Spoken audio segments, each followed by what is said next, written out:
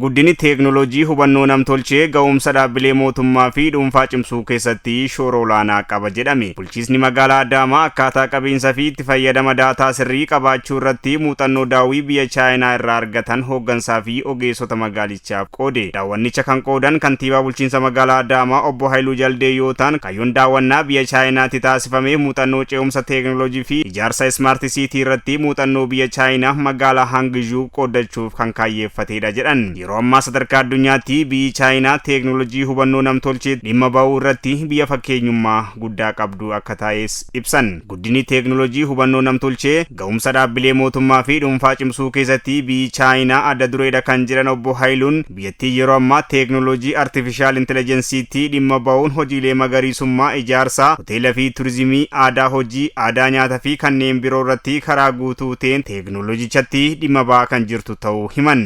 Muuxannoowwan biroo bosonneessuu itti bakka magaala bosona keessa jirudha jechuudha. Lafti duwwaan tokko hin jiru bosona. Bosonneessuu gaarreen isaanii akkamitti akka nama hawwatan. Gaarreen isaanii eeguu, kunuunsa biqiltuu, biqiltuu immoo filatanii dhaabuu isaanii akkaan isaaniif ta'u. Ijaarsi immoo gamoo kanuma argitan kana jechuudha. Halluu amma shashaakallee kana ce'aniiru. Hoteela fi turizimii as fiddanii. Ishiin tun hoteela tajaajila kenniti. Hoteela tokko tootaal AI'dhaan qopheessanii namni didee itti makanii jechuudha. Waa hundeen ajajattaa, roobootii siif fidaa, nyaattaa si biraa kaasaa, kutaa keetti siif fidaa, waan achi keessatti jiru jechuudha.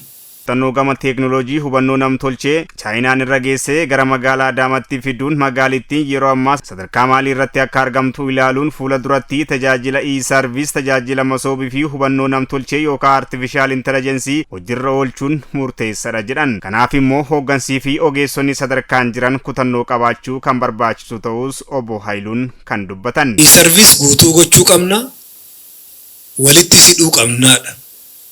E-service masoob tajaajila guutuu kennuu qaba.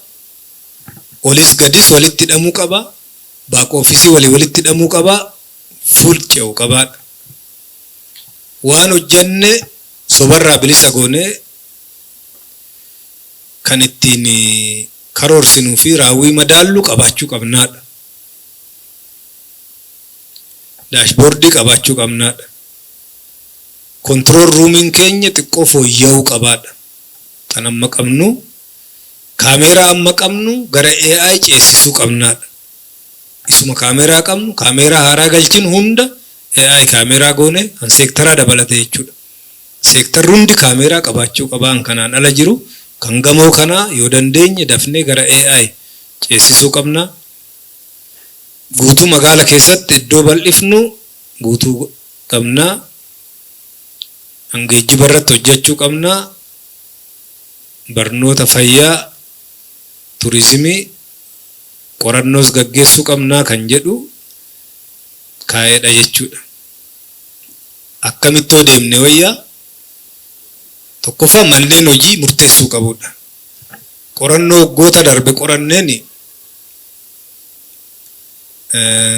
hojii keenya yoo laallu, qorannicha laallee hojii keenya yoo laallu hanga xiyyeeffannoo kennaniin progress godheera.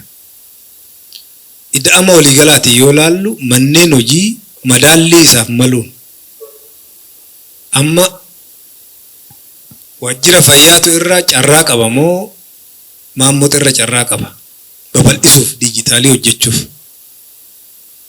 akkasumatti olaaltan. Isaan hanga xiyyeeffannoo kennanii waan danda'aniin hojjetan. Fayyaan immoo maaliif? Digital ta'ee fuuli automated godhee 100% fixuuf manneen murtii irra carraa qaba moo mana qopheessate irra carraa qaba? Hanga xiyyeeffannoo kennine, hanga hogganne geenya, hanga dubbicha hubanne geenya.